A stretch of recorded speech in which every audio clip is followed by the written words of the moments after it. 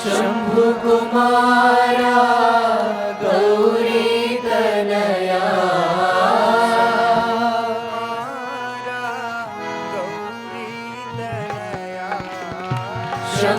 शम्भुकुमारा गौरीतनया सदया जय जय गजानना सदया जय जय गजानना सदया गजानना सदया वरद गणेशा दुरित विनाशा वरद गणेशा दुरित विनाशा वरद गणेशा दुरित विनाशा वरद गणेशा दुरित विनाशा प्रणवाकारा नाथा सदया प्रणवाकारा नाथा सदया प्रणवाकारा नाथा सदया प्रणवाकारा नाथा सदया गजानना सदया जय जय गजानना सदया जय जय गजानना सदया गजानना सदया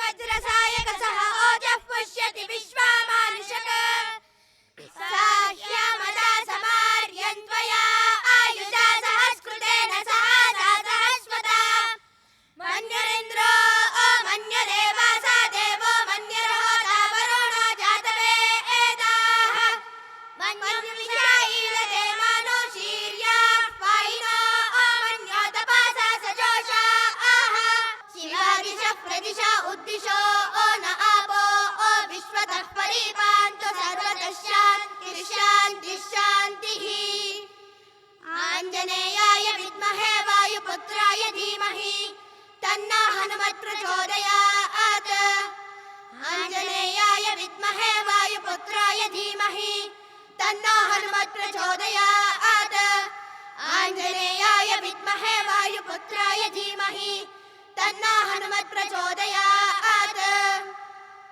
यथा आतोकाय रुद्रियम् यथा आनामित्रो वरुणो यथा रुद्रशिके एतति यथा विश्वे सजोषासः गाथपातिं मेधपातिं रुद्रं जला आशपेशजम् तच्छय्यो सुम्नमीमहे यः शुक्र इव सूर्यो हिरण्यमिव रोचते श्रेष्ठो देवानां वसुः शन्नः करत्यर्वादे सुगं मेषायामेष्ये द्रव्यो नारिभ्यो गवे अस्मे सोमश्रियमगिनिदे एहि शतस्यानुनां महिष्टवस्तु विरुन्नम् मानः सोम परिवादो मारा आदयो जुहुरन्ता आना इन्द्रो वादे भजा यास्ते प्रजा अमृतस्य परस्मिन् धामन्तस्य मूर्धानाभा सोमवेद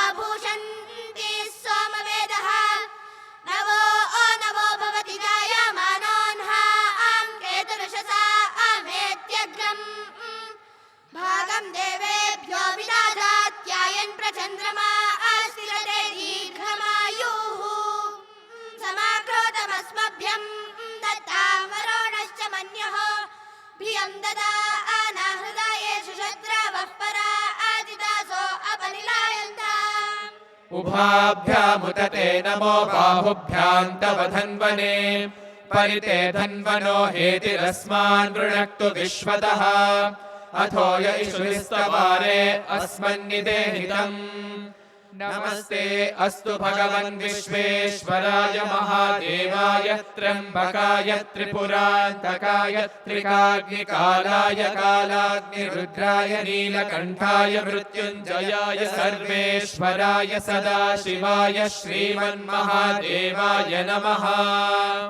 विश्वानिनो दुर्गः जातवेदः सिन्धुन्ननावादुरितातिपर्षि अग्ने अत्रिवन्मनसा गृणानोऽस्माकं बोध्यविदातनूनाम् पृतनाजितगुं सहमानमुग्रमग्निगुं हुवेम परमात् सदस्तात् स नः पर्षदति दुर्गाणि विश्वा क्षामद्देवो अधिदुरितात्यग्निः प्रत्नोषिकमीढ्यो अध्वरेषु सनाश्च होतारव्यश्च सत्सि स्वाञ्चाग्ने तनुवं पिप्रयस्वास्मभ्यं च सौभगमायजस्व गोभिर्जुष्टमयुजो निषिक्तन्तवेन्द्रविष्णोरनसञ्चरेम नाकस्य पृष्ठमभि संवसानो वैष्णवीं लोक इह मादयन्ताम् कात्यायनाय विद्महे कन्याकुमारि धीमहि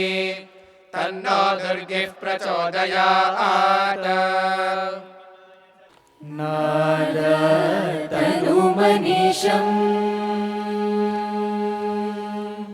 नादतनुमनीशम् शङ्करं नादतनुमनीशम् शङ्करं नादतनुमनीशम्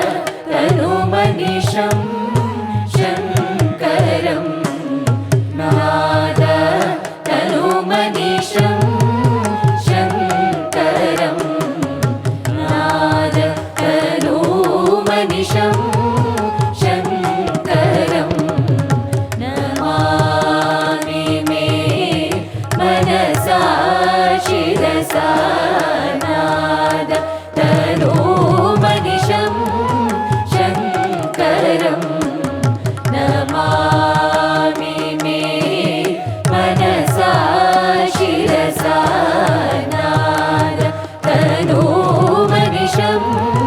शङ्करं नमामि मे मनसा शिरसा नादतनुमनीशं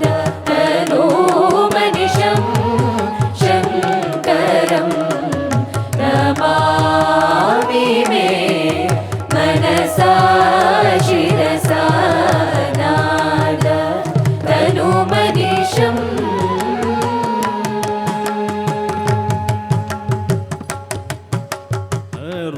अरुणाचल नादं स्मरामि अरुणाचल नादं स्मरामि अरुणाचल नादं स्मरामि अनिशमपीतकुचाम्ब समेरो अरुणाचल नादं स्मरामि अनिशमपीतकुचाम्ब समेरो अरुणाचल नादं स्मरामि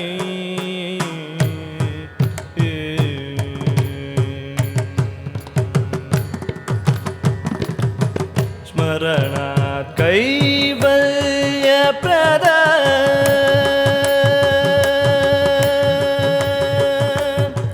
स्मरणात् कैवल्यप्रदा चरणारव्युतं स्मरणात् कैवल्यप्रदा चरणारव्युतं तरुणादित्य कोटिशङ्काशचिदानन्दं तरुणादित्य कोटिशङ्काशचिदानन्दं करुणारसादिकन्दं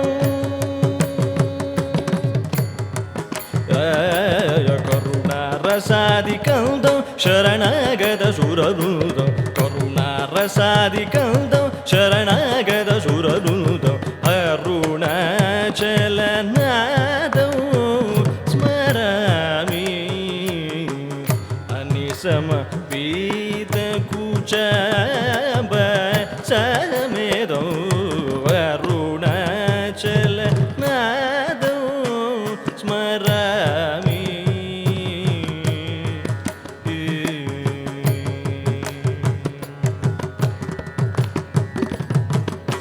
ಅಪ್ರಾಕೃತ ತೇಜೋಮಯಲಿಂಗಂ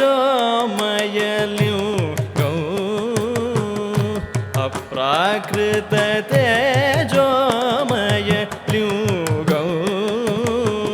ಅತ್ಯದ್ಭುತ ಕರಧೃತ ಸಾರಂಗಂ ಅಪ್ರಾಕೃತ ತೇಜೋಮಯಲಿಂಗಂ ಅತ್ಯದ್ಭುತ ಕರಧೃತ ಸಾರಂಗಂ ಅಪ್ರಮೇಯ ಮಪರ್ಣಾಬ್ಜಭೃಗಂ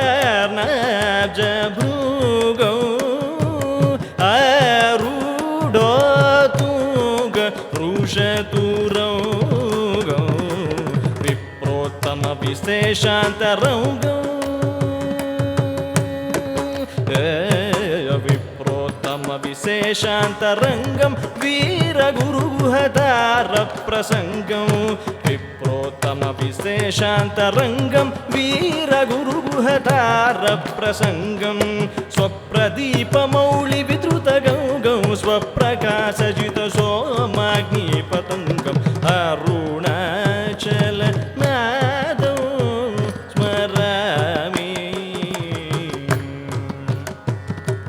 ವಿಪ್ರೋತ್ತಮ ವಿಶೇಷಾಂತರಂಗಂ ವೀರಗುರುಗುಹದಾರ ಪ್ರಸಂಗಂ ವಿಪ್ರೋತ್ತಮ ವಿಶೇಷಾಂತರಂಗಂ ವೀರಗುರುಗುಹದಾರ ಪ್ರಸಂಗಂ ಸ್ವಪ್ರದೀಪಮೌಳಿ ವಿದ್ರುತಗೌಗಂ ಸ್ವಪ್ರಕಾಶಜಿತ ಸೋಮಾಗ್ನಿ ಪತಂಗಂ ಅರುಣಾಚಲ ನಾದಂ ಸ್ಮರಾಮಿ ಅನಿಶಮ ಪೀತ ಕುಚಬ ಸಮೇದೋ ಅರುಣಾಚಲ ನಾದಂ ಸ್ಮರಾಮಿ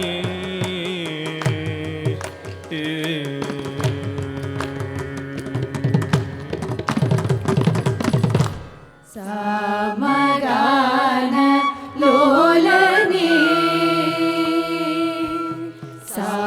ಸಮಗಾನ ಲೋಲನೆ ಸದಾ ಶಿವ ಶಂಕರನೇ ದಯಾಕರನೇ ಜಯ ಸಮಗಾನ ಲೋಲನೆ ಸದಾ ಶಿವ ಶಂಕರನೇ ದಯಾಕರನೇ ಜಯ ಸಮಗಾನ ಲೋಲನೆ ಸದಾ ಶಿವ ಶಂಕರನೇ ದಯಾಕರನೇ ಜಯ ಸಮಗಾನ ಲೋಲನೆ ಸದಾ ಶಿವ ಶಂಕರನೇ ದಯಾಕರನೇ ಜಯ ಸಮಗಾನ ಲೋಲನೆ ಸದಾ ಶಿವ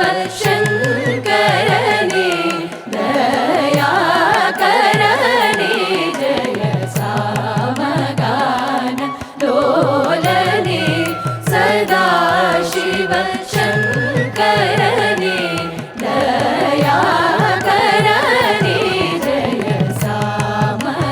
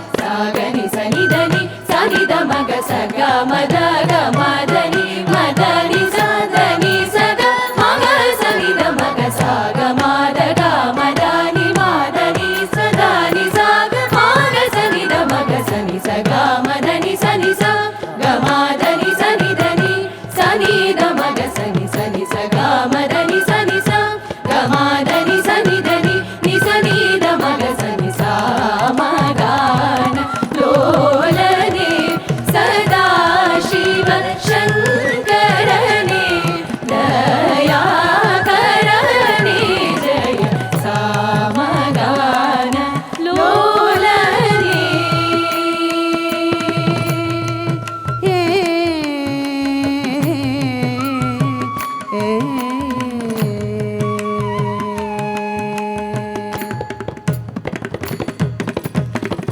కామారే పురారే కామారే పురారే కల్పకనాయికా నాక కరల కరే కామారే పురారే కల్పకనాయికా నాక కరల करे श्री महादेव देव कपाली श्री महादेव देव कपाली श्री महादेव देव कपाली दीनारामदासनुत जटाधर श्री महादेव देव कपाली दीनारामदासनुत जटाधर सगमद मगग गमद निद मम मदनि सनिदद सनिद मग सगमद मगग गमद निद मम मदनि सनिदद सनिद मग सगनि स मगम सगनि स दमद सगनि स निदनि सनिद मग सगनि स मगम सगनि स दमद सगनि स निदनि सनिद मग सगमद गमदनि मदनि सदनि सग मग सनिद मग सगमद गमदनि मदनि सदानि स मग सनिद मग सनि सगमदनि सनि स गमदनि सनिदनि सनिद मग सनि सनि सगमदनि सनि स गमदनि सनिदनि नि सनिद मग सनि सा मगान लोलने सदा शिव शंकरने दयाकरने जय सामगान लोलने नमग सनि सामगान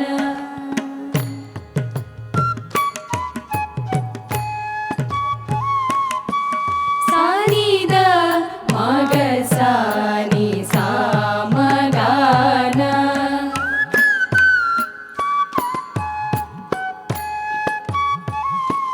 धनि समगद मदनि सामग मादा सनि नि सामगान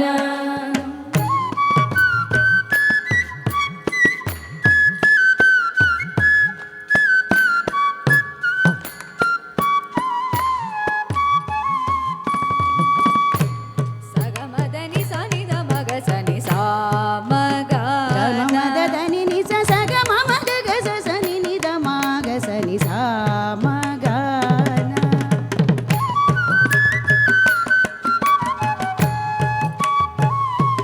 మమ గ సని దని స గ మమ గ స గ మ దని స ద దని స గ మమ గ సని దని స గ ది స దని మ ద సని ద మ గ గ సని సా మగాన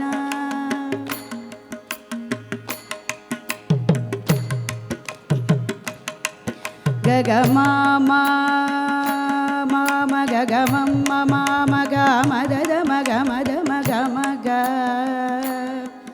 గద ద మగ స ని స గ మగ మమ్మ మామ గ మద ద ద ద ద ದ ಮದ ದ ದ ಗ ಗ ಮದ ದ ದ ದ ಮದ ನೀ ದ ದ ದ ನಿ ದ ದ ನಿ ದ ದ ಮ ಮ ದ ಮ ಮ ದ ಮ ಮ ಗ ಗ ಮ ಗ ಗ ಸ ಗ ಸ ಮ ಗ ದ ಮ ನಿ ದ ಸ ದ ದ ದ ನಿ ಸ ದ ದ ಮ ದ ನಿ ಸ ದ ದ ಗ ಮ ದ ನಿ ಸ ದ ದ ಸ ದ ದ ನಿ ಮ ದ ನಿ ಸಾ ಸಾ ನಿ ನಿ ಸ ನಿ ನಿ ಸ ಸ ಸಾ ಸ ನಿ ನಿ ನಿ ನಿ ಸ ಗ ಸ ನಿ ಸ ಗ ಸ ದ ದ ನಿ ಸ ಗ ಗ ಸ ದ ನಿ ಸ ಗ ಸ ದ ನಿ ಸ ದ ನಿ ಮ ದ ನಿ ಸ ಸ ಸ ಸ ನಿ ಸ ಗ ಮ ಗ ಸ ದ ದ ನಿ ಸ ಗ ಮ ಗ ಗ ಸ ನಿ ಸ ಗ ಸ ನಿ ಸ ಗ ಸ ಗ ದ ನಿ ಸ ನಿ ನಿ ದ ಮ ದ ದಿ ದ ದ ಮ ಗ ಮ ಗ ಸ ಗ ಮ ದ ನಿ ಸ ಗ ಮ ಗ ಸ ನಿ ಸ ಸ ಗ ಸ ನಿ ದ ನಿ ಸ ನಿ ದ ಮ ದ ಮ ಗ ಮ ಗ ಸ ನಿ ದ ನಿ ಸ ಗ ಸ ನಿ ದ ಮ ದ ನಿ ಸ ನಿ ದ ಮ ಗ ಸ ಗ ಮ ದ ಮ ಗ ಮ ದ ನಿ ದ ಮ ದ ನಿ ಸ ನಿ ಸ ಗ ಮ ದ ಮ ಗ ಮ ಗ ಮ ಗ ಮ ದ ನಿ ದ ಮ ದ ಮ ದ ಮ ದ ನಿ ಸ ಗ ಮ ಗ ಸ ನಿ ಸ ಗ ಸ ನಿ ದ ನಿ ಸ ನಿ ದ ಮ ದ ಮ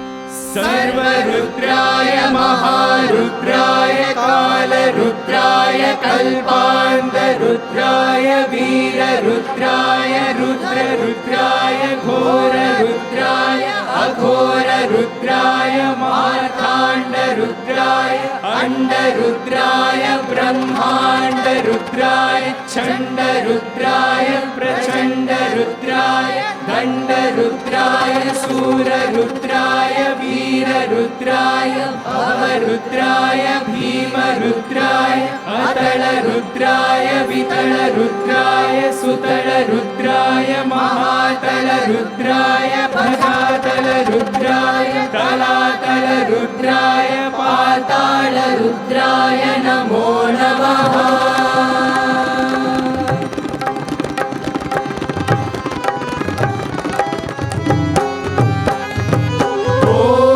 शिवोऽहम् ॐ शिवोऽहम् रुद्रनामं भजेऽहम् ॐ शिवोऽहम् ॐ शिवोऽहम् रुद्रनामं भजेऽहम्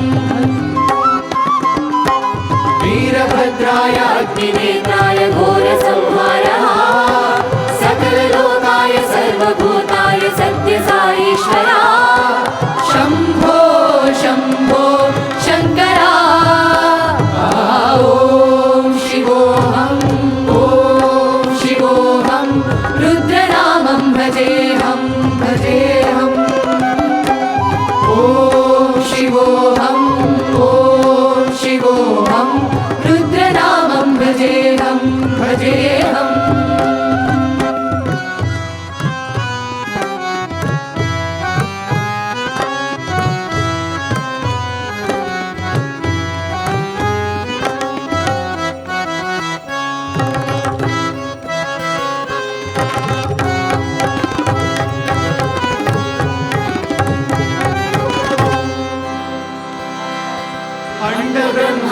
कोटि अखिल परिपालना पूर्णा जगत्कारणा सत्यदेव देवप्रिया वेद वेदांत सारा यज्ञ यज्ञोमया निष्कला दुष्ट निग्रह सप्तलोक संरक्षणा सोम सूर्य अग्निलोचना श्वेत ऋषभ वाहना शूलपाणि भुजग भूषणा त्रिपुरनाशनत्कना व्योमकेश महासेन जनका पंचवक्त्र परशुहस्त नमः।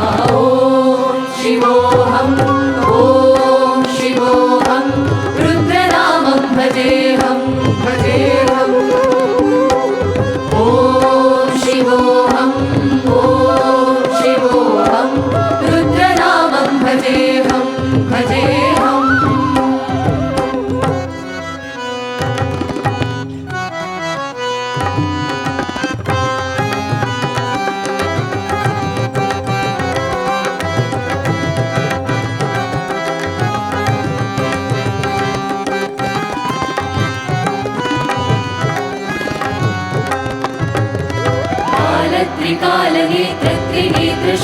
त्रिशूलगात्रं सत्यप्रवाह दिव्यप्रकाशमन्त्रस्वरूपमात्रं निष्प्रपञ्चादिनिष्कलङ्को निजपूर्णबोधहं प्रत्यगात्मानं नित्यब्रह्मोऽहं सप्रकाशोऽहं सत्यप्रमाण ॐ मूलप्रमेय ॐ अयं ब्रह्मास्मि ॐ अहं ब्रह्मास्मि ॐ गण गण गण गण गण गण गण गण सहस्रकण्ठ सप्त विहरति डम डम डम डम डुम डुम डुम डुम शिव डमरुकनाद विहरति ॐ शिवोऽहम् ॐ शिवोऽहम् रुद्रनामं भजेऽहम् भजेऽहम् ॐ शिवोऽहम् ॐ शिवोऽहम् रुद्रनामं भजेऽहम् भजेऽहम्।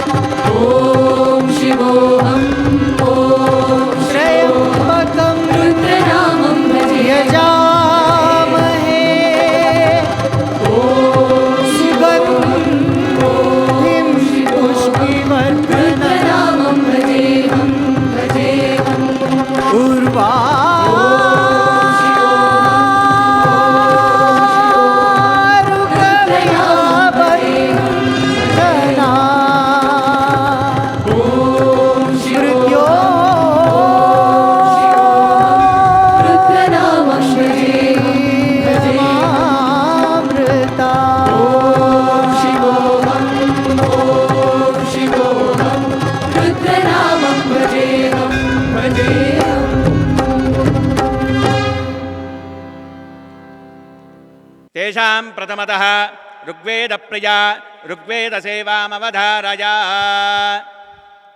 त्रयं भगय्यजामहे सुगन्धिं पुष्टिवर्धनम् उर्वारुकमिव बन्धानान् मृत्योर्मुक्षीयमामृतात् तद्रुद्राय प्रचेतसे मीढष्टामाय तव्यासे वोचे मशन्तामं हृदे यथा नो अदितिः करत्पश्वेन्द्रभ्यो यथा गवे यथा तोकाय रुद्रियम् यथा नो मित्रो वरुणो यथा रुद्रश्चिके एतति यथा विश्वे सजोषासः गाधपातिं मेधपातिं रुद्रं जला आशभेषजं तच्छय्योः सोममीमहे यः शुक्र इव सूर्यो हिरण्यमिव रोचते श्रेष्ठो देवानां वसुः शन्नः करत्यर्वाते सुगं मेषायामेष्ये इन्द्रभ्यो नारिभ्यो गवे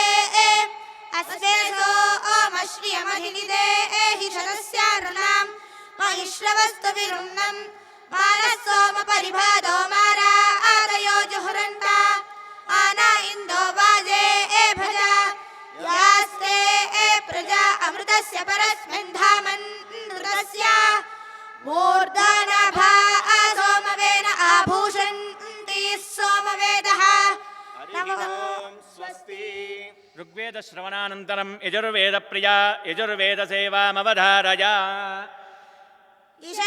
इषेत्वोर्जेत्वा वायवस्तदेवो वस्सुविता प्रार्पयत श्रेष्ठतमाय कर्मण आप्यायत्वमग्न्या देवभागमोर्जस्वतीव यस्वती प्रजावतीर्णमीव अयक्ष्मामावस्तेन ईशतमा गजगुंसो रुद्रस्य हेतिः परिवो वृणक्तध्रुवा अस्मिन् गोपतौ स्यात् बह्वीर्यजमानस्य पशून् पाहि मधुवातारुतायते मधुक्षरन्ति सिन्धवः माध्वीर्नः सन्त्वोषधीः मधुनक्तमुतोषसि मधुमत्पार्थिवपुं रजः मधुद्योरस्तु नः पिता मधुमान्नो वनस्पतिर्मधुमागुम् अस्तु सूर्यः माध्वीर्गावो भवन्तु नः हरिः ओं स्वस्ति यजुर्वेदश्रवणानन्तरे सामवेदप्रिया सामवेदसेवामवधारय ॐ अग्न आयाहि वीतये गृणानो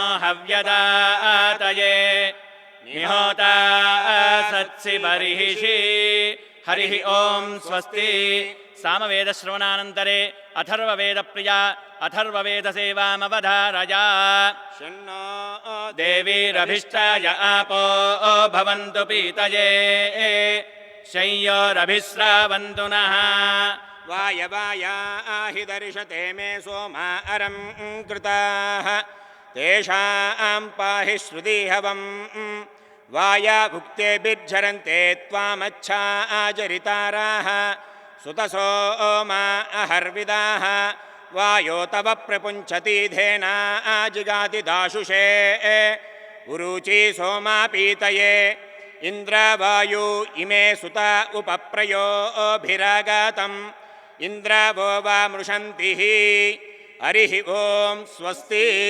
अथर्ववेदश्रवणानन्तरे रामायणप्रिया रामायणसेवामवधारय आदौ रामतपोवनादिगमनं हत्वा मृगं काञ्चनं वैदेही हरणं जटायुमरणं सुग्रीवसम्भाषणं वालीनिर्दलनं समुद्रतरणं लङ्कापुरीदाहनं पश्चाद्रावणकुम्भकर्णहननम् एतद्धि रामायणं हरिः ओं स्वस्ति रामायणश्रवणानन्तरे महाभारतप्रिया महाभारतसेवामवधारय आदौ पाण्डवदार्तराष्ट्रजननं लाक्षागृहे दाहनं द्योतं श्रीहरणं वनविहरणं मत्स्यालये वर्धनं लीलागोग्रहणं रणे विहरणं सञ्चिक्रियाजृम्भणं भीष्टाद्भीष्मसंयोजनादिनिधनम् एतन्महाभारतं हरिः ओं स्वस्ति महाभारतश्रवणानन्तरे भागवतप्रिया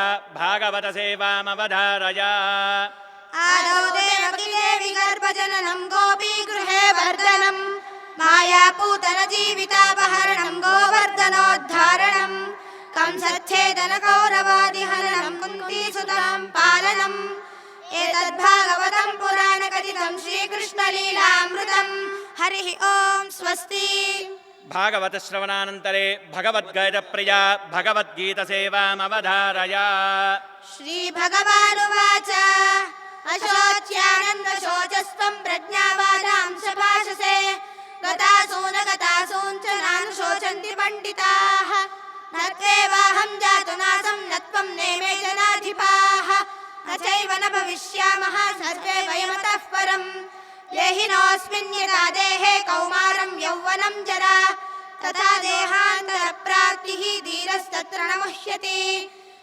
मन्यवाधिकारस्ते मा फलेषु कदाचन मा कर्मफलहेतुर्भूः मा ते सङ्गोऽस्त्वकर्मणि हरिः ॐ स्वस्ति भगवद्गीतश्रवणानन्तरे उपनिषद्वाक्यप्रिया उपनिषद्वाक्यसेवामवधारय ॐ ओमिति ब्रह्मा ओमिति इदगुं सर्वम् ओमित्येतदनुकृतिः स्म वा अप्योश्रावयेत्वा श्रावयन्ति ओमिति सामानि गायन्ति ओगुंशोमिति शस्त्राणि शगुंसन्ति ओमित्यद्भर्युः प्रतिगरं प्रतिगृह्णाति ओमिति ब्रह्मा प्रसौति ओमित्यग्निहोत्रमनुजानाति ओमिति ब्राह्मणः प्रवक्ष्यन्नाह ब्रह्मोपाप्नवानीति ब्रह्मैवोपाप्नोति सहनाववतु सहनौ भुनक्तु सह वीर्यं करवावहै तेजस्विनावधीतमस्तु मा विद्विषावहै ॐ शान्तिः शान्तिः शान्तिः हरिः ॐ स्वस्ति उपनिषद्वाक्यसेवानन्तरं समस्तविश्वस्य गोसंरक्षणार्थं गोसूक्तसेवामवधारय आगावो अग्मन्नुत भद्रमक्रन्सीदन्तु गोष्ठे रणयन्त्वस्मे प्रजावादिः पुरुरूपा इह सुरेन्द्राय पूर्वीरुषसोदुहा आनाः इन्द्रो यज्वाने प्रणते चासि क्षत्युपेद्दादाति न स्वं मोषायति भूयो भूयो रैमिदस्य वर्धयन्नभिन्ने खिल्ले निदादाति देवयुम् अदानाशन्ति न धाबाति तस्कारो नासा आमा मित्रो व्यतिरादादर्शति देवांश्चयाभिर्यजाते तदा आतिथज्योगित्ताभिः सचते गोपातिः सह अतार्वा रेणुका काटो अश्नुतेन संस्कृतत्रमुपायन्ति ता अभि उरुगायमभायं तस्य ता अनुगावो मर्तस्य विचारन्ति यज्वानः गावो भगो गाव इन्द्रो मे अच्छाङ्गावः सोमस्य प्रथमस्य भक्षः हिमाया गावस्य जानास इन्द्र इच्छामि द्रुदामनासा जिन्द्रम् यूयङ्गा आवो मेधयता कृशञ्चिद श्रीरं चित्कृणुता सुप्रतीकम् भद्रं गृहन् कृणोत भद्रवाचो बृहद्वो वया उच्यते सभासु प्रजावादी सूयवासं विशन्ति शुद्धा अपसु प्रवाणे पिबन्ति मावस्तेन ईशतमादशं सः परिवो हेति रुद्रस्यावृत्याः उपेदमुपपर्चानमासु गोषोपापृच्छताम् उपारुषभस्य रेतस्युपेन्द्रतवा वीर्ये हरि ओम स्वस्ति गोसूक्तश्रवणानन्तरे सङ्गीतप्रिया सङ्गीतसेवामवधारय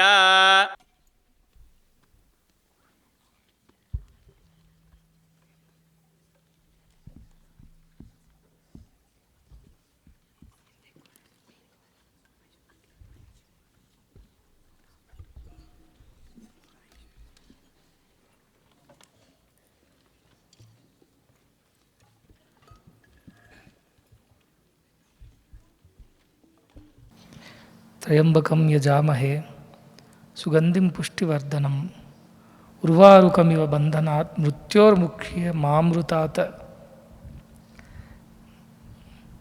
O Lord of the three worlds, three avasthas, three times, past, present and future, Trayambaka, to you we pray, meditate upon you, we pray to you that you should bless us, that all our bondages to this Mrityuloka, Martyaloka should drop away, like the sweet gourd breaks away from its branch, from the stem upon ripening. But let us not be ever separated from our immortality. This is the prayer that is made to Lord Shiva. Most of the people pray to Shiva and chant Trayambakam mantra, thinking that they will live forever. They will not have diseases, they will not have problems, they will live for a long, long time. But that is not the meaning of this prayer. The meaning is to pray to that Shiva who is so detached. He is a Yogishwara. He is unattached. So let us also develop that kind of detachment, dispassion for the worldly things, but let us never lose interest in our immortality, in the pursuit of immortality. Today being a Shivaratri of Maghamasam, which is the Maha Shivaratri, it's one of the most powerful times for any sadhaka to undertake spiritual austerities. We can do spiritual practices on all days of the year and all years of the century, but this particular day and night becomes very auspicious because of its special significance in our scriptures.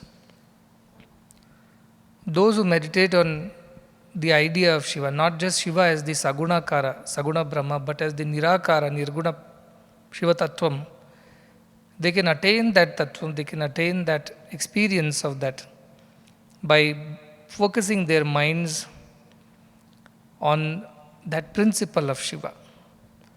The Panchakshari mantra, Namaha Shivaya. Namaha means not me.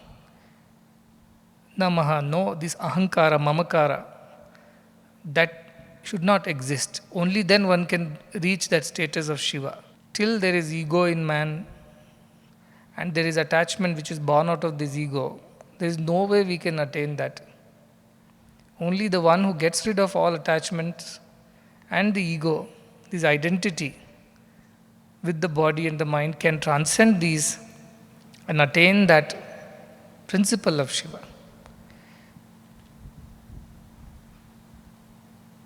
Today also a big festival is being celebrated in a very old temple here, Boganandishwara temple.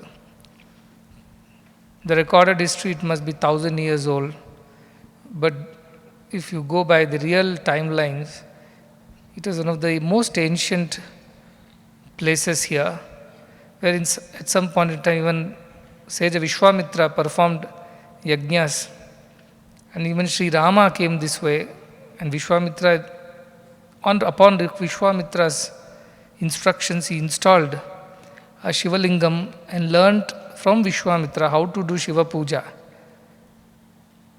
As a young boy, Sri Rama learnt, and that is what he did before waging a war upon Lanka then against Ravana, who himself was a Parama Shiva Bhakta, and he had boons from Shiva. So it was impossible to kill Ravana without the grace of Shiva. That is why Sri Rama performed that puja to win that war. But truly, what is Ravana within us? We have to ask that question. There is no outside Ravana to go and kill. Dashamukha is. Each of this represents all the indriyas that we have. The Panchendriyas, the Karma Panchendriyas and Panchagyanendriyas. All of that together is this Ravana, who does not allow us to transcend him. He steals away our Prakriti, our nature, which is represented by Mother Sita. Steals it away. Our mind is taken away by these senses. And that is when we have to pray to the Lord for the buddhi to discriminate and detach from that which is worldly and attach to that which is divine. Mrityor mukshiya ma amritat. That is how, in the form of discrimination, viveka, our buddhi should guide our mind and bring it back to the Atman. For that we have to pray to Lord Shiva. To conquer our mind and senses, using discrimination as our power, and praying to that Atma Swarupi, Brahma Swarupi, Shiva, to guide our mind and our buddhi towards that ultimate realization. That should be the real effort on Shivaratri. Worshipping Shiva as an outer self, like a being, it is commonly done everywhere. But true worship of Shiva is when we realize that tattva, that principle of Shiva which is within, as the Atma Tattva. Ishana Sarva Vidyanam, Ishvara Sarva Bhutanam. It is in all. It is you. That is your true nature. Meditate on this thought. After this beautiful puja and bhajans and kritis and kirtanas, and having spent half of the day in contemplation and thinking of Lord Shiva and this principle of Atman, don't dissipate your energy in any other things today. You chant this Panchakshari mantra, Namah Shivaya, even if you're walking, going for your food or doing whatever, whole day just let that keep running in the mind. Not me, only Shiva. Not me, only Shiva. I does not exist. He alone exists. With this feeling, you go on doing whatever you have got to do till you come back again for the bhajans in the evening. Since there is a program that has been organized by the state and they have requested us to represent our institution, they have asked me to come. I will go for a few minutes and inaugurate the program, and then I will come back again. I will initiate the bhajan, then I will go. I'll come back again after some time. But it is important that you should realize the Desha Kala Paristhiti in which you are currently present. This Desha is Shiva Kshetra. For a long time, Shiva has been worshipped here by sages and saints in all these hillocks. Even today, these sages and saints are there in Sukshma Rupa. They come, they worship and they go. So this is a very powerfully charged place. It is not just an ordinary place. Many people think of Nandi Hills and all as tourist place. It is not. It is a place for real seekers. Kala, this is the best of the time. As the Kali Yuga is being swallowed like hala hala, Shiva is swallowing away the negativity of this Kali. That is the moment and time right now, where one can transcend both in the worldly matters as well as spiritual matters, can transcend the limitedness of I and can expand to the higher self. This is that moment in time, very important time in the history of mankind. And the paristhiti, the situation that you are in one of the most wonderful, beautiful ashrams, where everybody is thinking of God, everybody is serving God. Jiva Seva is Shiva Seva. With that feeling, everybody is working. In the Sangha, Satsanga, you are there.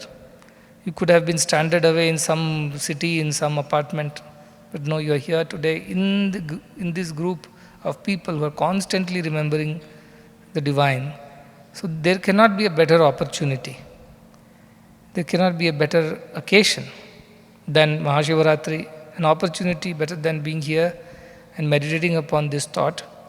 So while you do sing glory of the divine as the Saguna, constantly remember that you are meditating upon the Nirguna aspect of the divine. That is Amrutattva. As Saguna, even the avatar, even the divine beings have to come and go, giving up their bodies. But as Nirguna, they always are there. Nirakara, they are always there. And in between, this is Lingakara. Shiva is the only deity who is worshipped in a symbolic form, as a Lingakara. And it is a transition from Nirakara, Sakara to Nirakara.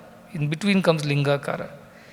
Like if you climb a big step, it is difficult. So they put a small step in between so that you can take one step and then the next. Otherwise it is too high to climb. Likewise from Guna, that is Saguna or Sakara, climbing all the way to Nirakara, all of a sudden is difficult for the mind. So it's Lingakara, which reminds us, it's neither Sagunakara nor Nirakara, in between. It reminds us that ultimately our journey is there.